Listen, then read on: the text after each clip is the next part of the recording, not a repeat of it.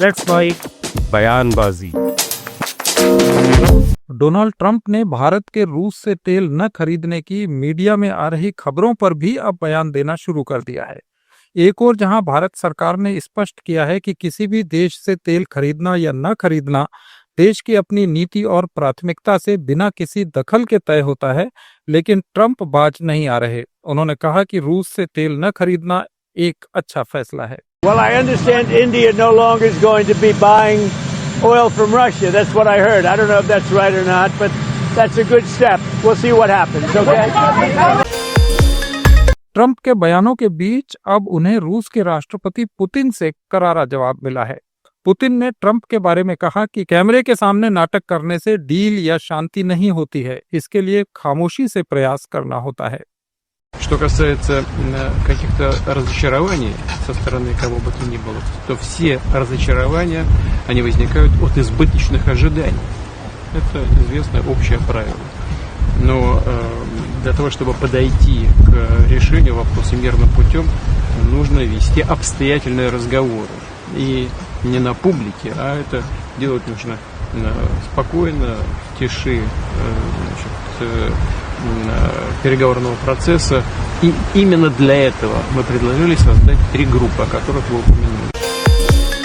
कांग्रेस अध्यक्ष मल्लिकार्जुन खड़गे ने सरकार पर विदेश नीति में विफल रहने का आरोप लगाया है।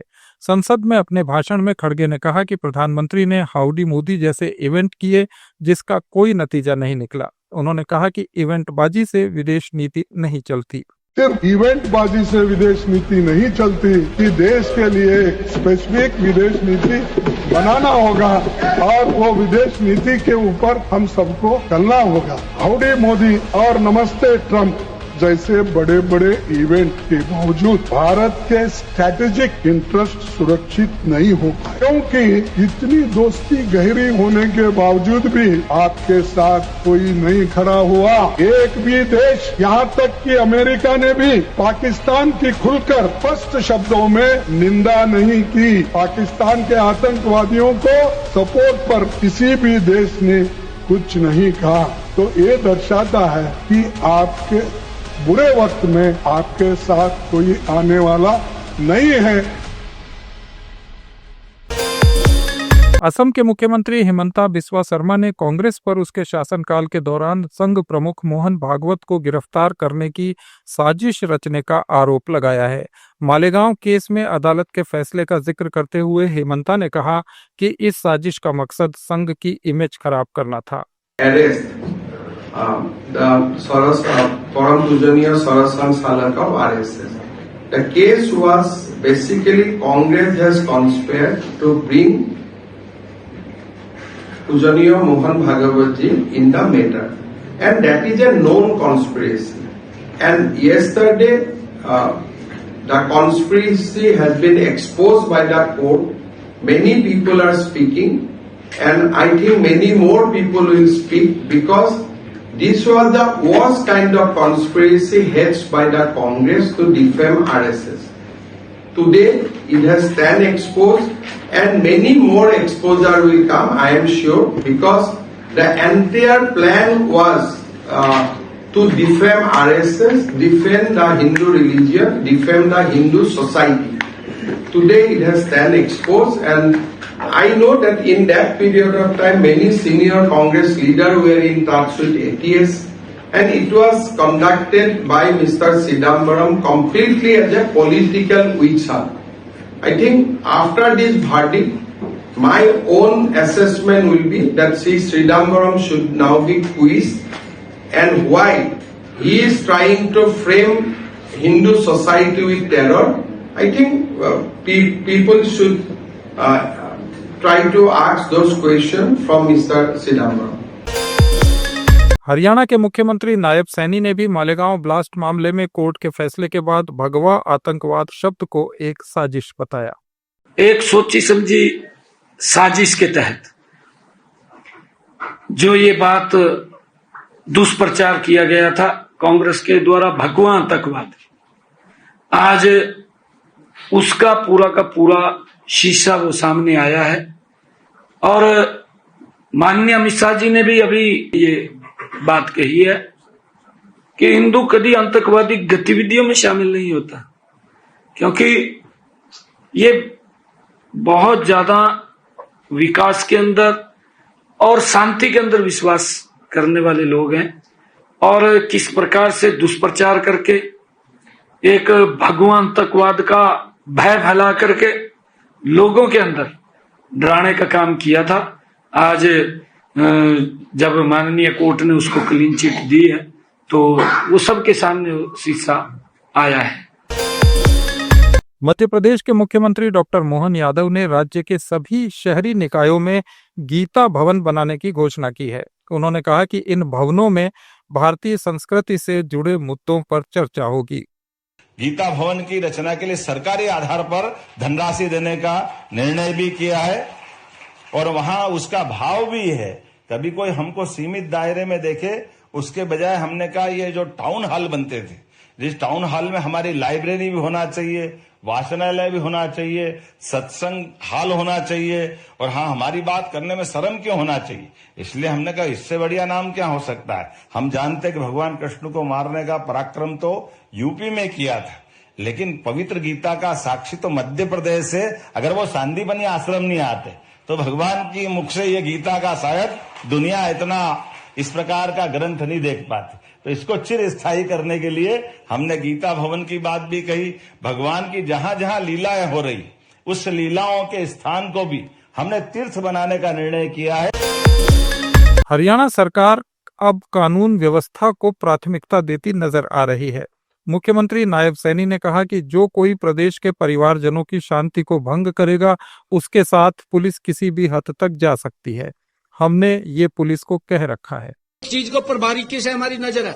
अगर कोई व्यक्ति इस प्रकार का, हम बार बार लोगों को कह रहे हैं कि लोग शांति से प्यार से रहना चाहते हैं। देखिए अभी ईटी का पेपर हुआ, एक पर्व की तरह हरियाणा प्रदेश के लोगों ने इसको मनाया, पर्व की तरह मनाया। लोग कितना वो करते हैं, परंतु अगर कोई उस शांति को डिस्टर्ब करना चाहेगा, उसके साथ हम कहीं तक भी जा सकते हैं। हमने पुलिस को कह रखा है, किसी भी हद तक जा सकते हैं। भाई आप अपना काम करिए ना, ऐसा नहीं है। बहुत सारे ऐसे काम है, व्यक्ति आप काम करके मेहनत करके आगे बढ़िए, कोई दिक्कत नहीं है, मेहनत करनी चाहिए। राष्ट्रपति द्रौपदी मुर्मू ने कहा कि IIT ISM धनबाद ने तकनीकी विकास और इनोवेशन में महत्वपूर्ण भूमिका निभाई है। उन्होंने कहा कि IIT धनबाद ने एक ऐसा इकोसिस्टम विकसित किया है जहां शिक्षा और इनोवेशन का उद्देश्य लोगों की जरूरतों और देशवासियों की आकांक्षाओं के साथ जुड़ा हुआ है। IIT ISM धनबाद ने तकनीकी विकास और नवाचार में महत्वपूर्ण भूमिका निभाई है। मुझे ये जानकर प्रसन्नता हुई है कि IIT धनबाद ने ऐसा इकोसिस्टम विकसित किया है जहां शिक्षा और नवाचार का उद्देश्य लोगों की जरूरतों से और देशवासियों की आकांक्षाओं के साथ जुड़ा हुआ है। मुझे बताया गया है कि IIT ISM धनबाद में जनजातीय समाज के विकास के लिए सेंटर ऑफ एक्सीलेंस कार्यरत है। ये centre Eklavya model residential schools में डिजिटल साक्षरता, कौशल विकास और रोजगार केंद्रित प्रशिक्षण के माध्यम से झारखंड के जनजातीय युवाओं को सशक्त बनाने के लिए काम कर रहा है। मुझे ये जानकर खुशी हुई है कि IIT ISM फाउंडेशन कौशल विकास कार्यक्रम के माध्यम से वंचित वर्गों की महिलाओं को सशक्त बनाने का प्रयास कर रहे हैं। ये सराहनीय है। इस पहल का उद्देश्य उनकी आर्थिक और सामाजिक स्थिति में सुधार करना है। मैं ऐसे सभी प्रयासों के लिए IIT ISM के सभी भागीदारों को हार्दिक बधाई देती हूँ। संसदीय कार्य मंत्री किरण रिजिजू ने कहा है कि सरकार अल्पसंख्यक समुदाय की महिलाओं के विकास के लिए लगातार प्रयास कर रही है। उन्होंने कहा कि बाबा साहब भीमराव अंबेडकर ने बहुत पहले बता दिया था कि किसी भी समाज के विकास का पैमाना उस समाज की महिलाओं की स्थिति से जुड़ा होता है। अपने आप आपके पास ताकत भी आ जाती है जब आप हर चीज के लिए पुरुष से मांगना पड़ता है या डिपेंडेंट है, आपके नाम में कोई टाइटल नहीं है, कोई आपके नाम में कोई राइट्स नहीं है, तो फिर आप वैसे कमजोर हो जाएंगे। इसलिए इकोनॉमिक एम्पावरमेंट, मैं मानता हूं ये ऑटोमेटिकली वो सोशल एम्पावरमेंट हो जाएगा। तो बाबा साहब डॉक्टर बी आर अम्बेडकर ने जो कह के दिया वो मूल रूप से मेरे लिए सिद्धांत के तौर पर सबसे महत्वपूर्ण है। इंग्लैंड में जब बाबा साहब भीमराव अम्बेडकर वकालत पढ़ रहा था, तो जिस कमरे में वो रहते थे वो कमरे को भारत सरकार ने खरीद लिया है और उसको म्यूजियम बनाया। तो वहां सबसे ऊपर में उनका जो जहां बैठ के पढ़ते थे वहां लिखा है, the progress of any society is dependent on the progress of the women in that society. रक्षा मंत्री राजनाथ सिंह ने कहा कि जब सिविल और मिलिट्री सेवाएं एकजुट होकर राष्ट्रहित में कार्य करती हैं, तब देश का सुरक्षा ढांचा और अधिक मजबूत होता है। उन्होंने कहा कि यही हमारा संकल्प भी होना चाहिए। जब सिविल और मिलिट्री सेवाएं एक साथ जुटकर राष्ट्रहित में काम करती हैं, तो स्वाभाविक रूप से देश की सुरक्षा का ढांचा और अधिक मजबूत होता है। यही हमारा संकल्प भी होना चाहिए, मैं मानता हूं यही हमारा संकल्प होना चाहिए। दिल्ली की मुख्यमंत्री रेखा गुप्ता ने ऐलान किया है कि कोई भी झुग्गी बिना पुनर्वास के नहीं हटाई जाएगी। उन्होंने कहा कि रेलवे और डीडीए समेत सभी विभागों को स्पष्ट निर्देश दिए गए हैं कि जब तक पुनर्वास की वैकल्पिक और मानवीय व्यवस्था नहीं हो जाती, तब तक राजधानी में किसी भी झुग्गी को न तोड़ा जाए। उन्होंने कहा कि अगर जरूरत पड़ी तो झुग्गी बस्तियों से जुड़ी नीति में भी बदलाव किया जाएगा, ताकि कोई भी गरीब परिवार असुरक्षा की भावना में न जिए। रेखा गुप्ता ने कहा कि सरकार पहले से बने 50,000 फ्लैट्स को संवार रही है और इनका आवंटन झुग्गियों में रह रहे परिवारों को ही किया जाएगा। उन्होंने कहा कि हर गरीब परिवार को गरिमामय जीवन देने और उन्हें विकास की मुख्य धारा से जोड़ने के लिए हमारी सरकार कृत संकल्प है। मैं आज आप सबके माध्यम से इस मंच से ये बताना चाहती हूँ कि दिल्ली की एक भी झुग्गी बिना उन्हें पक्के मकान दिए हुए हटेगी नहीं। हम उन्हें रोजगार भी देंगे, हम उन्हें स्किल भी देंगे, हम उन्हें घर भी देंगे। अगर पॉलिसी में बदलाव करने की जरूरत होगी तो पॉलिसी में बदलाव भी करेंगे। पर मेरे नेता देश के प्रधानमंत्री नरेंद्र मोदी जी ने कहा है कि लोगों को वहीं मकान मिलेगा तो उनको मकान मिलेगा। हिमाचल प्रदेश के मुख्यमंत्री सुखविंदर सिंह सुक्खू ने नई दिल्ली में केंद्रीय वन और पर्यावरण मंत्री भूपेंद्र यादव से मुलाकात की और उन्हें हिमाचल प्रदेश में आई प्राकृतिक आपदा की स्थिति से अवगत करवाया। सुक्खू ने केंद्रीय मंत्री से आग्रह किया कि आपदा प्रभावित परिवारों को बसाने के लिए राज्य सरकार को वन भूमि में आवश्यक छूट दी जाए, ताकि पुनर्वास के तहत वन भूमि में 1-1 बीघा जमीन इन लोगों को आवंटित की जा सके। मैं फॉरेस्ट मिनिस्टर साहब से मिलकर आया और हिमाचल में जो आपदा आई है, मैंने उनसे अनुरोध किया कि जो आपदा प्रभावित परिवार है, उनके जिनकी ज़मीनें इस आपदा में बह गई है, उन आपदा प्रभावित परिवारों के लिए घर बनाने के लिए वन अधिनियम जो नियम है उसमें छूट दी जाए और 1 बीघा तक फॉरेस्ट लैंड उनको अलॉट करने की बात कही है, जिसका सार्थक उत्तर माननीय मंत्री जी ने दिया। और कुछ हमारे जो फॉरेस्ट में जो बगीचे लगे हैं उसके संदर्भ में मैंने उनसे बात की, तो इस दृष्टिकोण से उन्होंने कहा कि हम इस पर सहानुभूति पूर्वक विचार करेंगे। और दूसरा, अपने नदियों की ड्रेजिंग की भी बात की है।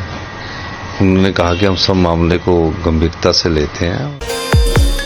पीडीपी की अध्यक्ष महबूबा मुफ्ती ने कहा है कि जम्मू कश्मीर से उसका विशेष दर्जा छीना गया और धारा 370 को ये कहकर खत्म किया गया कि जम्मू कश्मीर में सब ठीक हो जाएगा, लेकिन हमने देखा कि वो नीति पूरी तरह से विफल हो गई है। उन्होंने कहा कि भारत की तुलना पाकिस्तान से करना बिल्कुल गलत है। जैसा कि हम देख रहे हैं, 5 अगस्त 2019 को पूरे 6 साल हो गए और उस वक्त जो जम्मू कश्मीर की, मैं तो उसको बर्बादी कहूंगी, तबाही की गई थी। 370 को खत्म किया गया, स्पेशल स्टेटस छीना गया, ये कह के कि जम्मू कश्मीर में अब सब ठीक हो जाएगा, जम्मू कश्मीर में तरक्की हो जाएगी। ये थे आज के देश विदेश के नेताओं के अहम बयान। अपडेट्स के लिए जुड़े रहिए लेट्स माइक के साथ। आप सुन रहे थे लेट्स माइक।